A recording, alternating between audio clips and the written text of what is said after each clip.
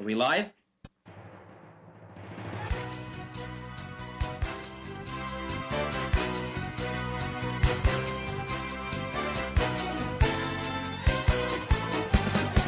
Israel, Israel, Israel, בטח בהשם.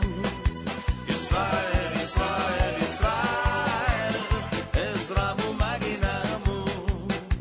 Israel, Israel, Israel, בטח בהשם. Israel, Israel, Israel, עזרם ומגינם.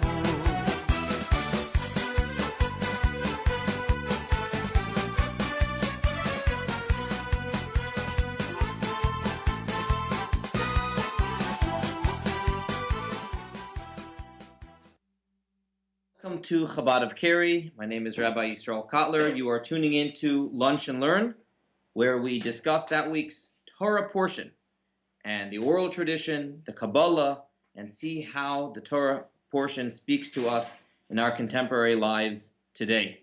Thank you to all those who are joining in from all over the world.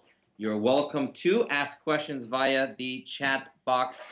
And if you miss any classes, they are all on the archive. You just hit on demand.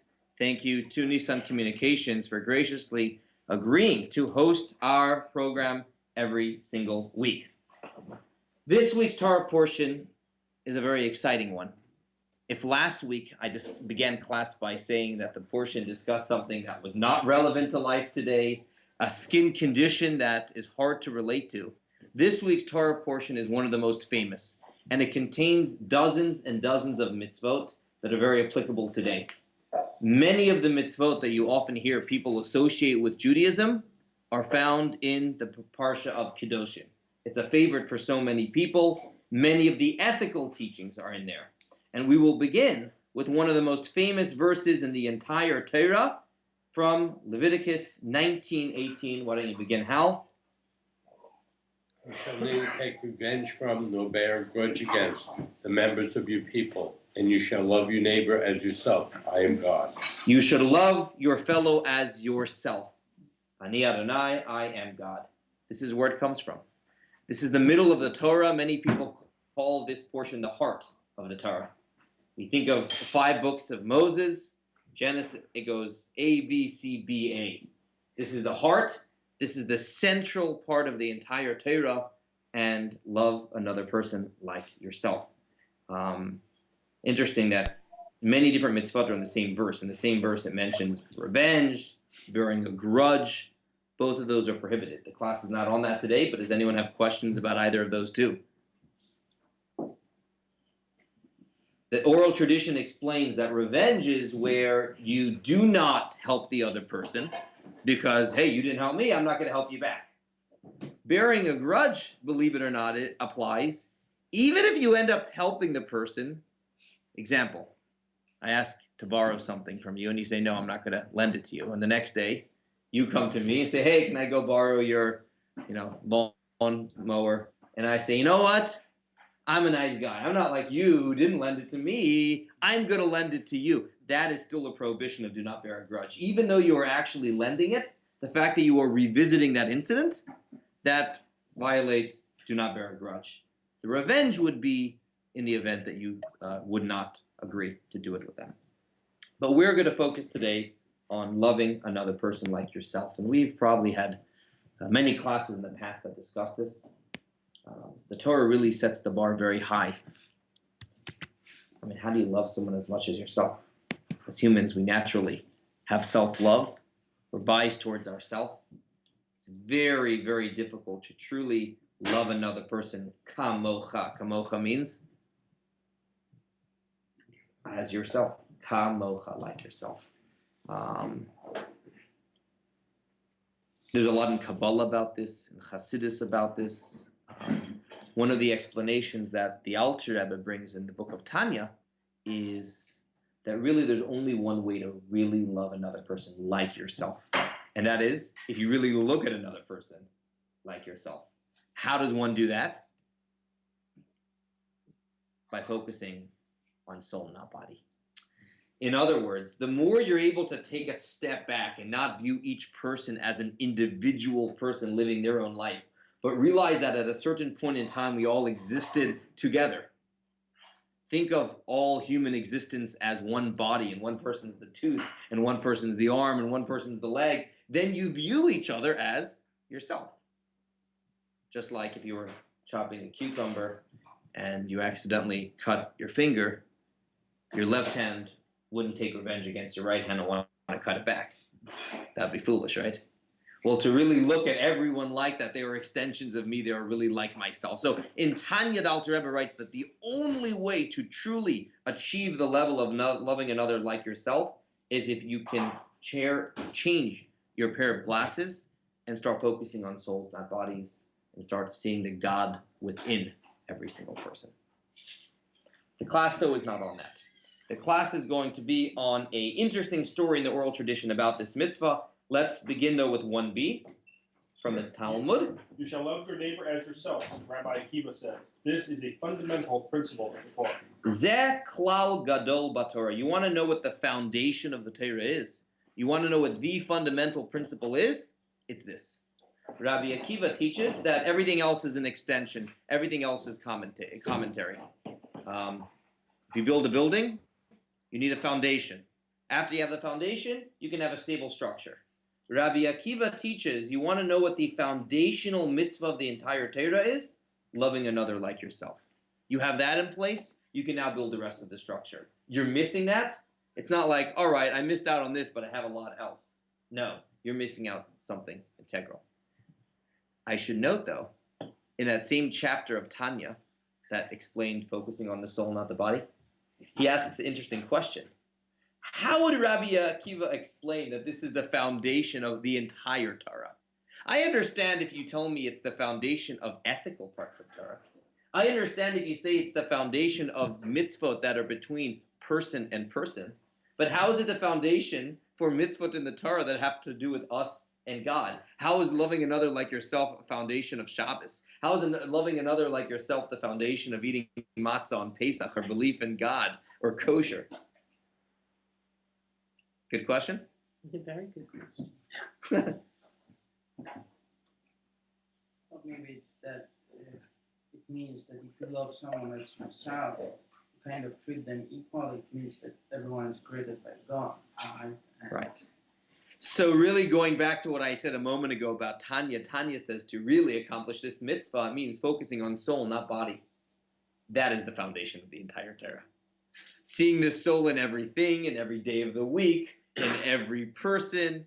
So that idea of focusing on soul, not body, focusing on the mission or the purpose of everything, not its gross form, that is the foundation of the entire Torah. This is all parenthetical, but that is the way Tanya explains how Rabbi Akiva's teaching could really be a principle to the entire Torah, not just laws that are between one person and another person. Okay. We're going to now go to what the main part of the class is about. This is a story that many of us may have heard before. It's a famous story. We're going to revisit it in great detail today. Here is the story, page 45 from the Talmud Tractate Shabbos. Why don't you read? A Gentile once came before Shammai and said, "Convert me to Judaism, on the stipulation that you teach me the entire Torah as I stand on one leg." Shammai drove him off with the builder's measuring stick which was in his hand. He then came before Hillel, who converted him, telling him, "What is hateful to you, do not do to your fellow." This is the entire Torah. The rest is commentary. Go and learn. Raise of hand if you've heard this story before. Okay. All right. There's a lot we could focus on in this story. I think we could have an entire class on why Hillel worded it in the negative and not the positive. Very interesting. I should note, though, that the Torah words it in the positive. Love another like yourself. So the idea of loving another like yourself, the golden rule, being coined in the positive, that's Jewish in origin. It's in the Talmud where Hillel phrases it in the negative. I don't want to spend too much time on this. Anyone have any reasons why that might be so? Well, it's easier to relate to that because you love someone as yourself is sort of just arbitrary in a way, but here it's sort of like concrete. Like if I don't want this to myself, I do it. So it's easier to relate to. Interesting. Or are you going to It's an easier standard to apply in some respects. That's another way of saying it. Right. I mean, we all know we all have different likes, and it's hard to necessarily understand everyone's likes, but we all know quite well what we don't like to be done to ourselves, and often those things are very universal. So easier standard, more practical, may not sound as ideal, lofty, spiritual, beautiful, but at the end of the day, you might get the message across. Were you going to suggest something else, Debbie?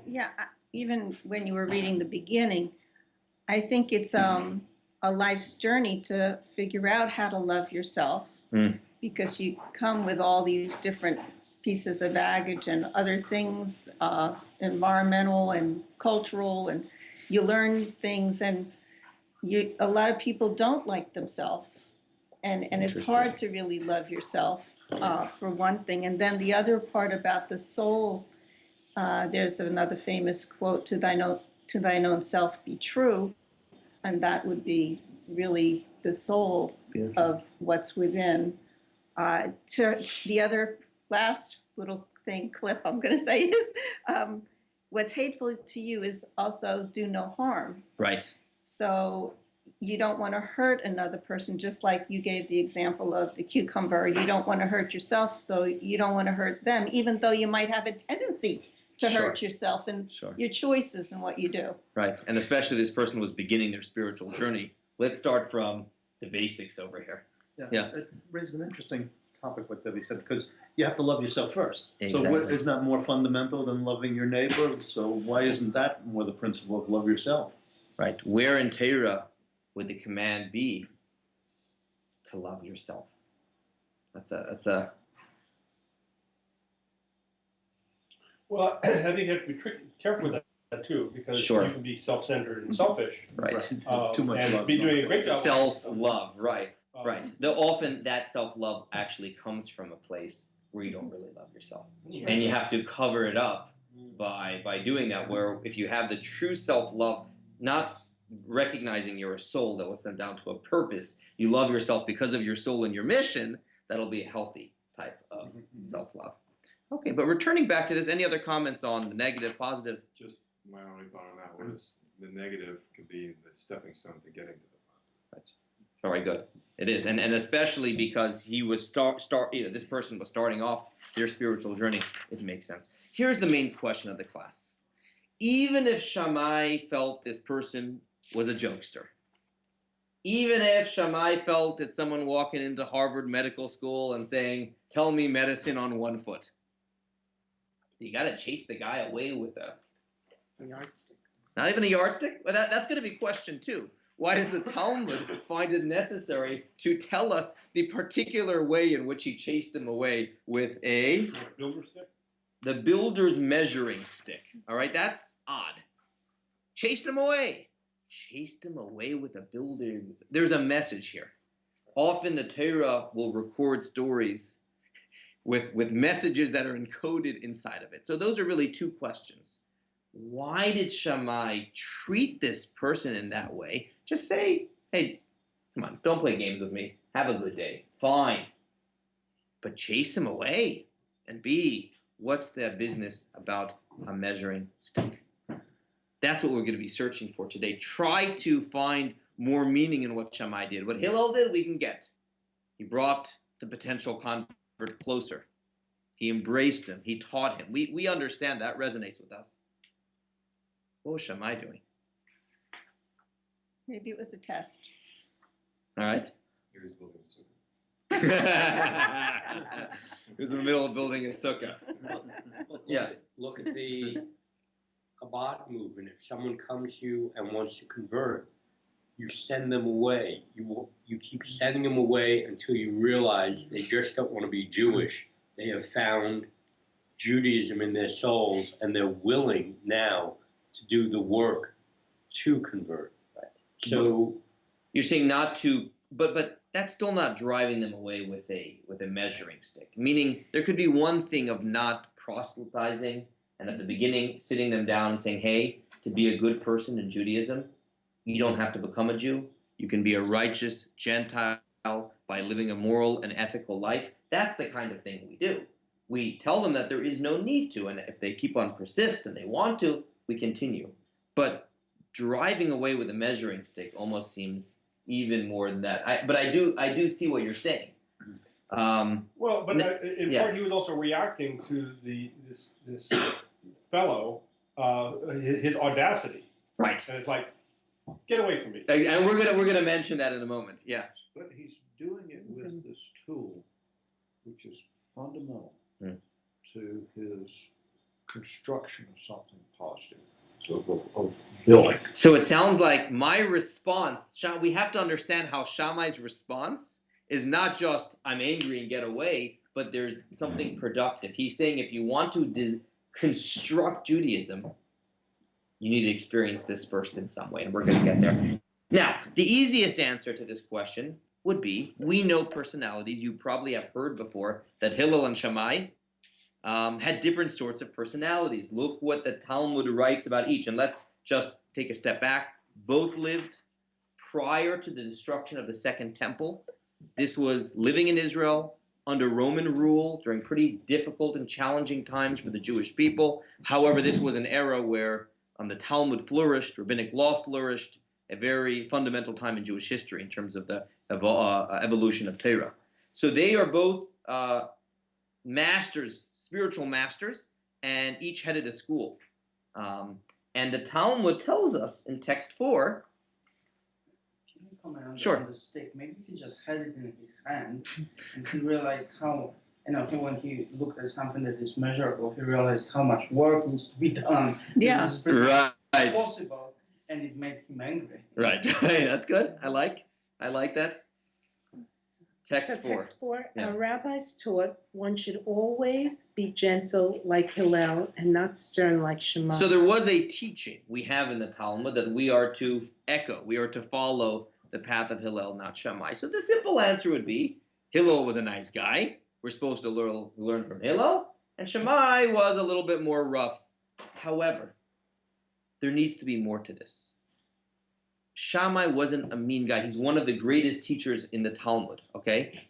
It might be that the halacha, the law, doesn't always follow that of Shammai, but we shouldn't look at it as, someone with a temper and he said, just get away from here.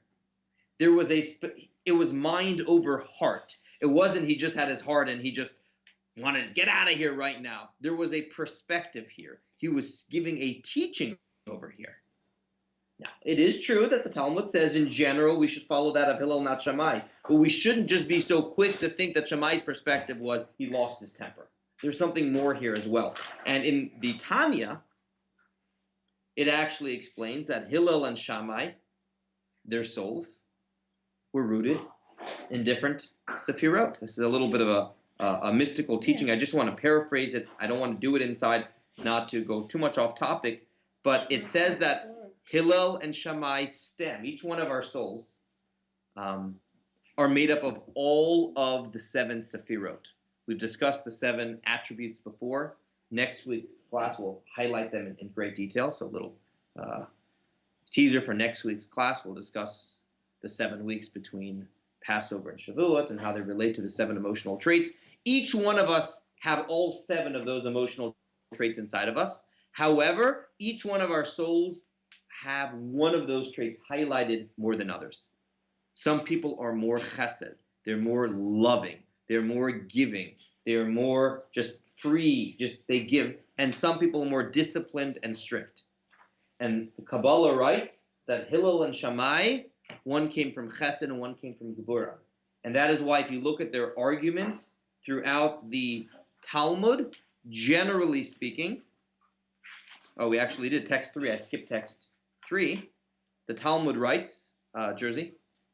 These are the items for the school of Shammai, the more lenient one, the school of Hillel is more strict. These are the few examples where Shammai is more lenient and Hillel is more stringent. The Talmud gives a few examples where Hillel argued for the more strict opinion, Shammai for the lenient. But in the hundreds of other examples across the board, Hillel was always more lenient and Shammai was more strict. Why is that? Tanya explains, because they're souls. Shammai demanded more of himself, and as a result, he demanded more from other people. He served God with givura, intense devotion and strictness. Hillel was more easygoing, was more chesed. So the Talmud says in general we should follow that of Shammai, not of Hillel. That of Hillel and not Shammai. But the meaning of Shammai from Gevura doesn't mean Shammai was someone who lost his temper. It doesn't mean that Shammai was someone who had an anger problem.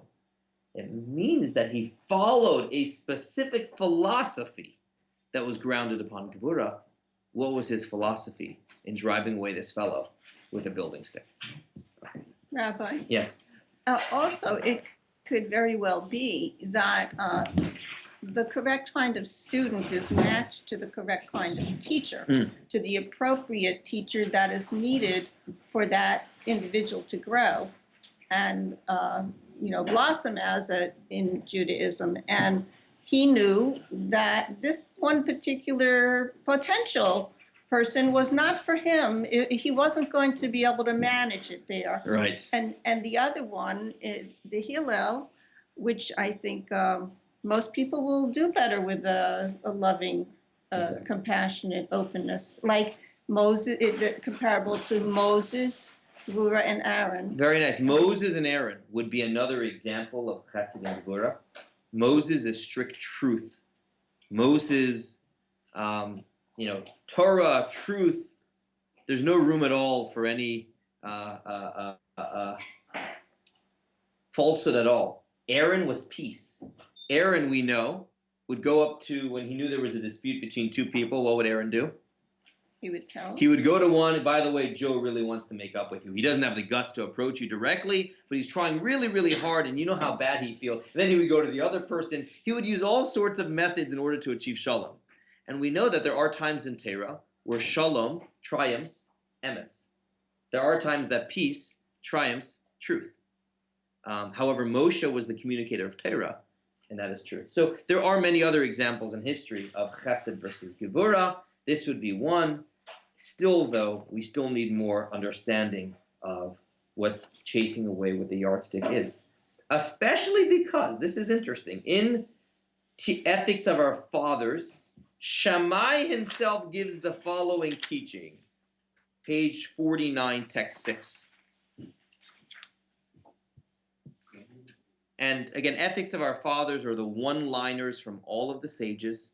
Hillel has many famous one-liners, by the way. Anyone know what some of Hillel's teachings are in Ethics of Our Fathers? If I am not for myself. If I'm not for myself, who am I? If not now, then when? There are many great one-liners from Hillel that are famous in Ethics of Our Fathers. Here is a quote from Shammai, chapter 1, Ethics of Our Fathers. All right? Do you want to read? Okay, Shammai would say, make your Torah study a permanent fixture of your life. Say little and do much, and receive every man with a pleasant countenance. Okay. 3 teachings. The first 2 seem to match up very well with Shammai. Make Torah a permanent fixture in your life. What he means by that is, don't have your Torah work around your calendar schedule. Have your calendar schedule work around your Torah. It should be permanent, and other things work around it. So if it's a lunch and learn, if it's a daily Torah study, put something on the calendar. It should be permanent. Even if it's only a small amount of time, there's something about the permanence of something where it is on the schedule. There's quality and quantity. It might in quantity be a small amount of time, but it's a fixture. It's a permanent fixture. That would make sense. Shammai saying, be strict with yourself. Make sure it's on your calendar. Next thing, say little, do much. I think that's very Shammai-like, right? Just get it done. You don't have to say a lot of words. You don't have to do all the pleasantries. But how about this last one? Receive every person with a pleasant countenance. The story we just had seems to be the exact opposite of his own teaching. By the way, though, it is a good teaching in general. There is this idea when you meet someone to give the first hello, to put on the smiley face, Yeah.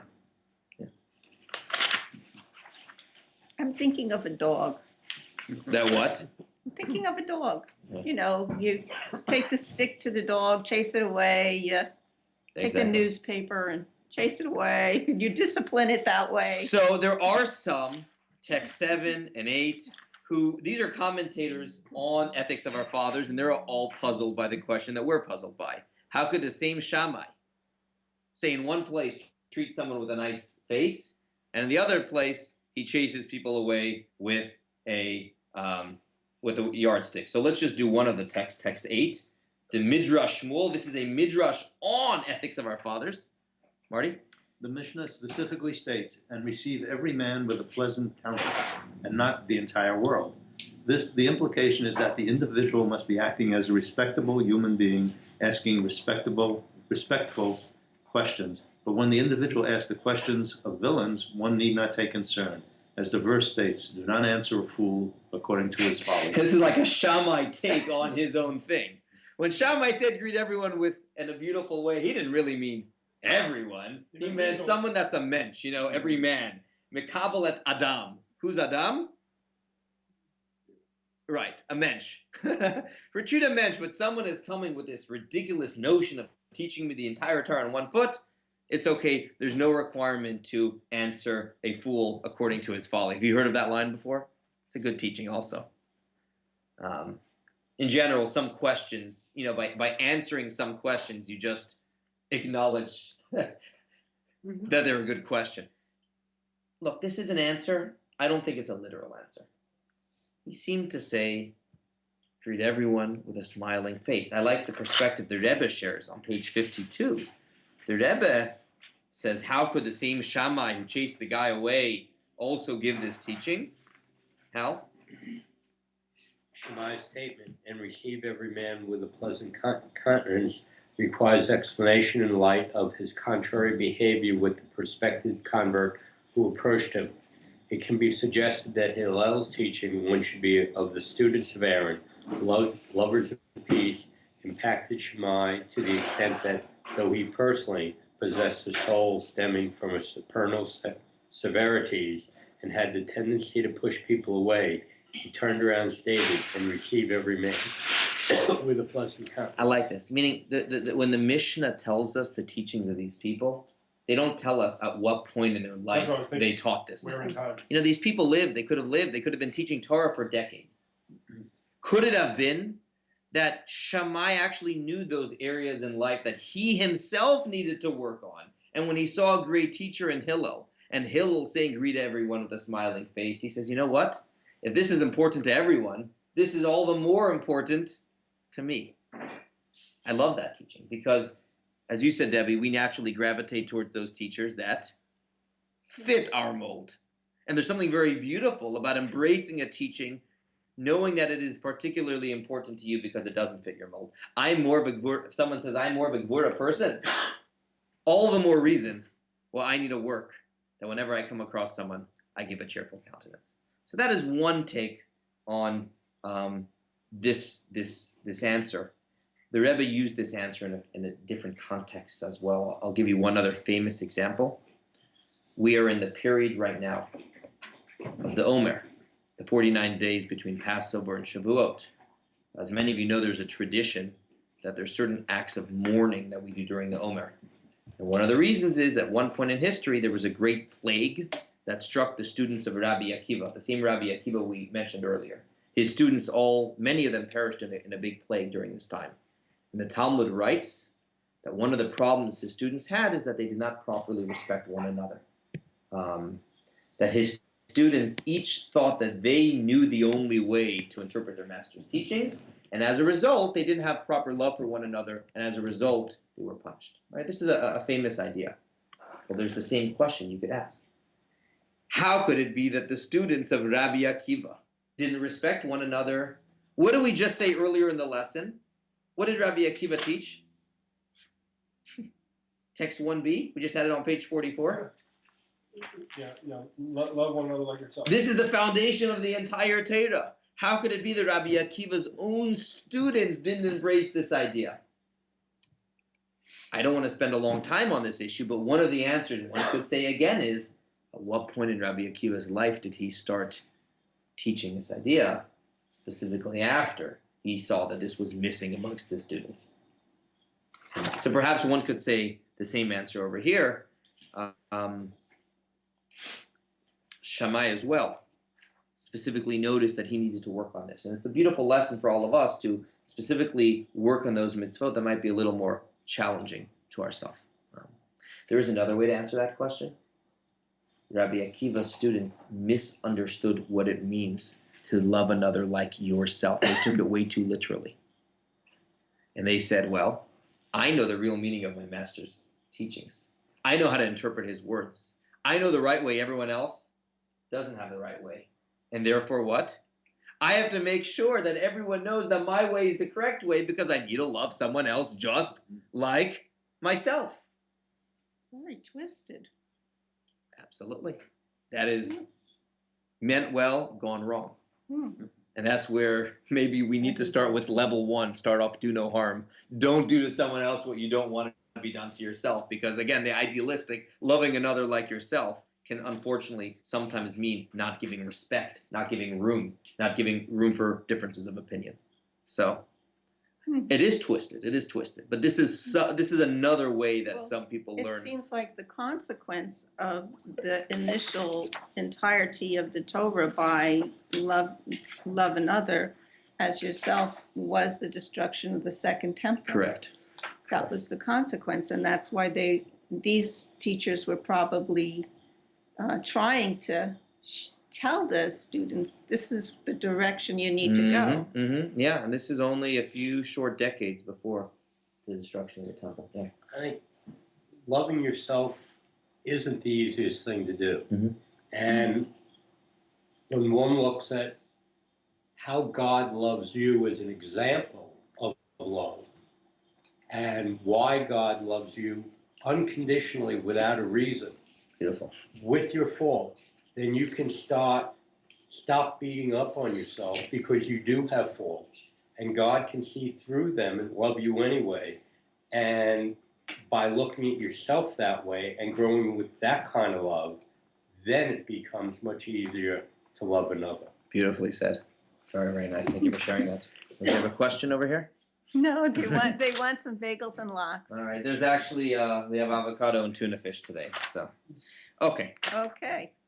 Returning to the text here, let's go back to the main idea. We are still searching for Shammai's deeper meaning in chasing the guy away for a yardstick, especially considering the fact that he himself taught the importance of greeting someone with a nice countenance. We gave one suggested answer that he only meant that to someone that behaves like a mensch, but certainly it would make more sense to say that he meant that across the board. Now we have to move to deeper and more Kabbalistic answers. And we're assuming here that there's more to the story than what's really going on.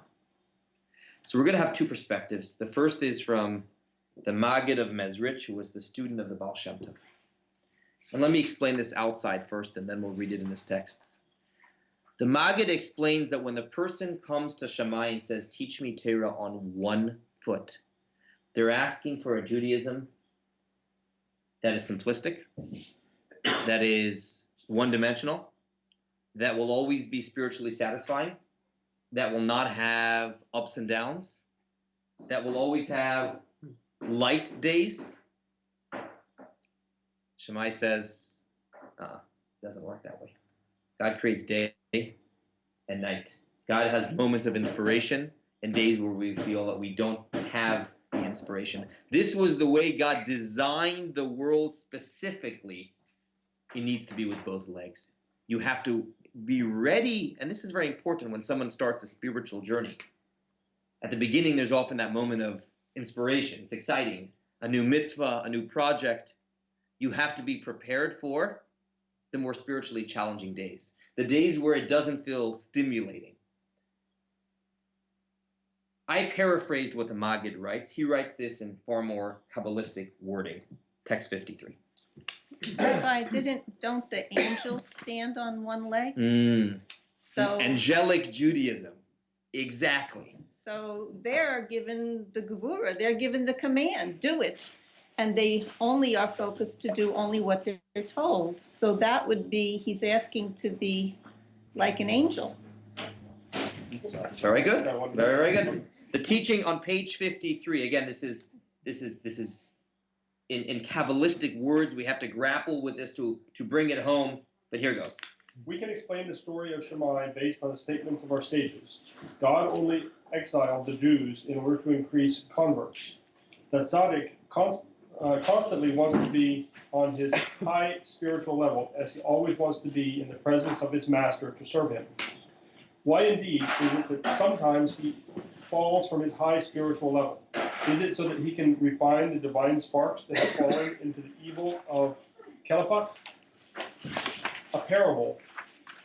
There was a king who sent his son to another hostile country to recapture a treasure that had been lost. The son was forced to disguise himself in different clothes so that the townspeople would not recognize him.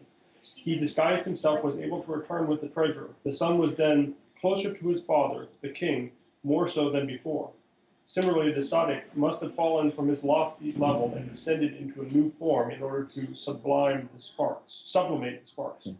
These sparks are called converts, as it is known.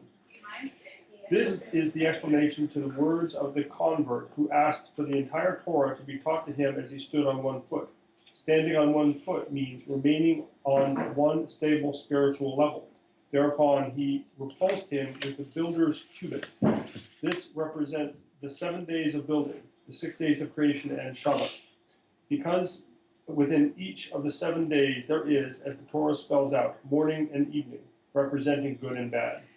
Therefore, sometimes the tzaddik needs to descend from his level in order to refine these sparks that have fallen into the evil of Kelipat. So if someone says, God, sign me up for a just spiritually stable life where I'm never given challenges and I can just go, cruise control from mitzvah to mitzvah. Hashem says, no, I'm actually going to throw dark days at you. I'm going to throw challenges at you, and you're going to fall sometimes. Why? Because in Kabbalah, it explains this is specifically when you wrestle sometimes with darkness and you wrestle with challenges that you're able to, in the words of Kabbalah, redeem the hidden sparks and accomplish your mission in this world. It's a mystical take on this story. Fellow wanted a one-dimensional, spiritual, angelic form of Judaism. Shammai said, no, that's not the way the world was designed. The world was designed, and the builder stick corresponds to the days of creation mystically. Each day has day and night. All the days of creation, Vahi Erev, Vahi Boker. It was morning and night, one day. It's interesting how even in English as well as Hebrew, day, the word day means what? Day and night. Well, day either means daytime or day means 24 hours. It's interesting how the same word yom is 24 hours, but yom also means day, daylight. And the meaning of that is that we need to perfect and to elevate both the daytime and the nighttime. And it's specifically by having both that it's a full day, that it's yom echad. And you're going to have two legs. You're going to have two different modes of service. You're going to be in optimal mode certain days, and we all hope for more of those days. But we're going to have days where our Yetzer Hara plays games with us and life throws challenges at us.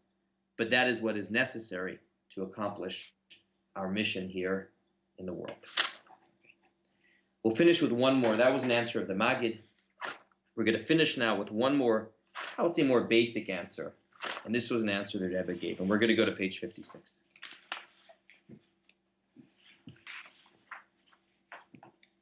Yiddishkeit Judaism, and wait, I'll give a little introduction, has two pillars. It has the do's and it has the don'ts. Which is more exciting? Which is funner? The don'ts. The don'ts are funner. Depends on how much cost. I don't know. How many kids do you have? I don't know. What's more, what's exciting? What's easier? All right. Time to eat matzah, or you're not allowed to eat chametz? Eat matzah. It commemorates the Exodus, and not eating chametz. Right?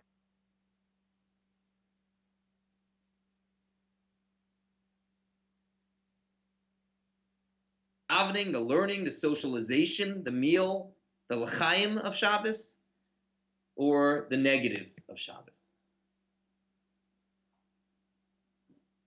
Depends on your perspective. Because negatives of Shabbos and negatives of Passover could be like, all right, I'm going to challenge myself to do this. And I made it through those 8 days. I can make it through a lot more. And so if you realize that there's something very deep about it, then you have it depends on your perspective. Then they can be just as enjoyable. But if you're coming from the perspective of, I want instant excitement, the positives are a lot more exciting. But what is deeper in a sense? Sometimes the negatives are. All right, I'll give a guy example, and this was an example Rabbi Taub gave at the Friday night dinner. He says, you're coming home from work, and you're tired. You've had a long day, pretty rotten day at work, and there's nothing more you want than just to come home, go in the lounge chair, watch your favorite TV show, so on and so forth. And then you get the call from your spouse that says, if you could please stop off at, Harris Teeter and pick up a dozen eggs and, a cucumber. And you're at that place where it's so easy to say, oh, I just missed the exit. But you do it. Why do you do it? Because you love her. That's exhibit A. What was exhibit B?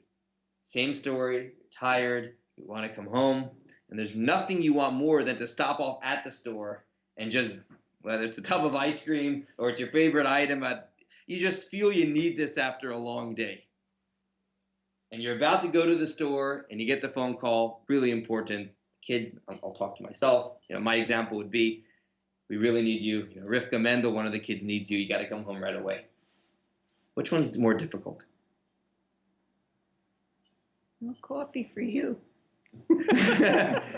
What's more difficult, doing something out of your way or not doing something? Doing something because you love someone or not doing something because you love someone? Not could be more challenging. I can't get anybody to not.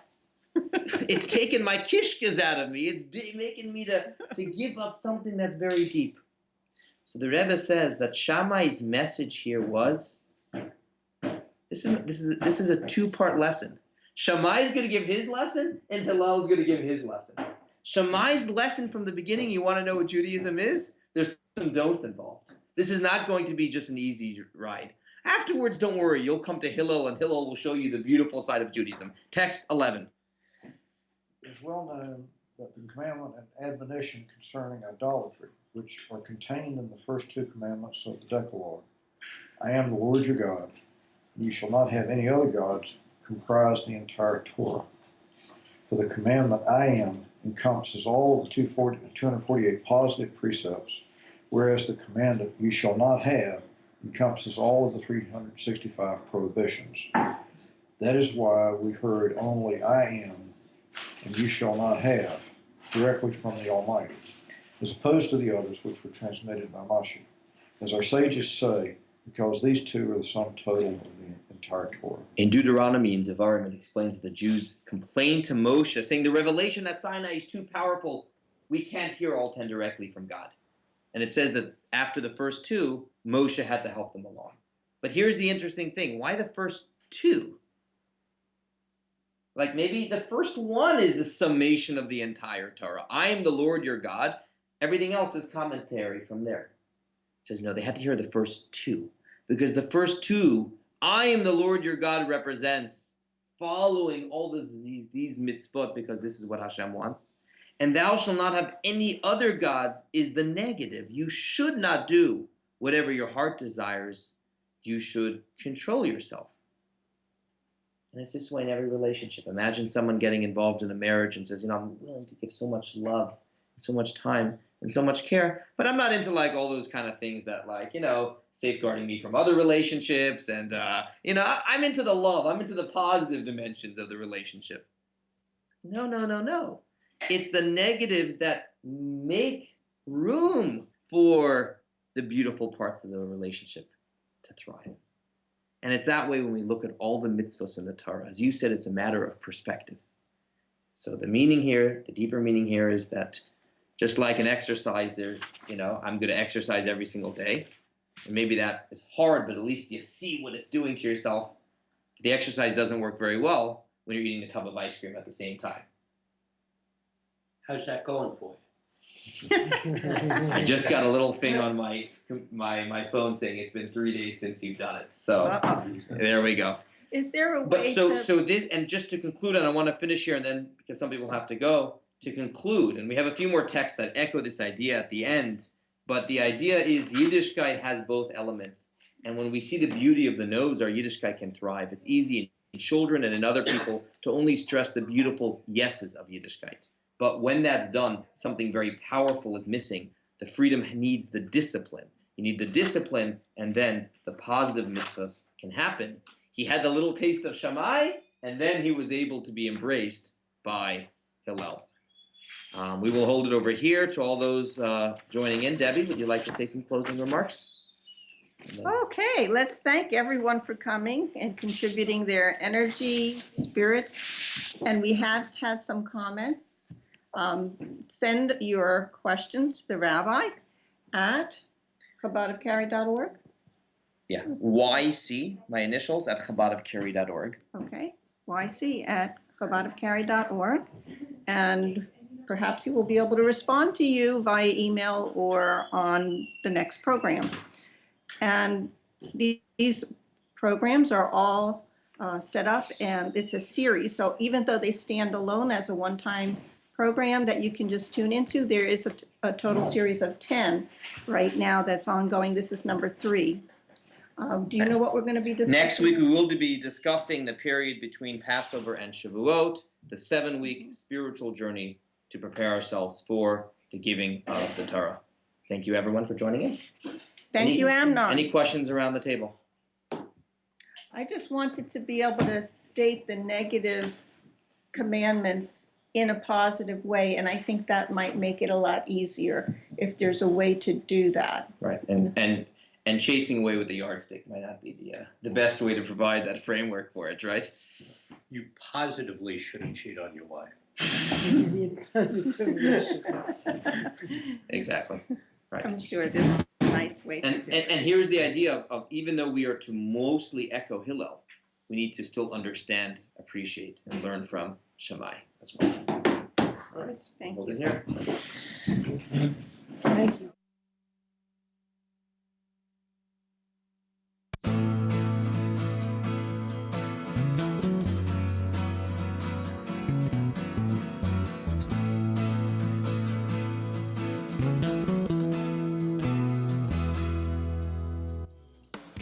You are tuned to the Nissan Communications Network.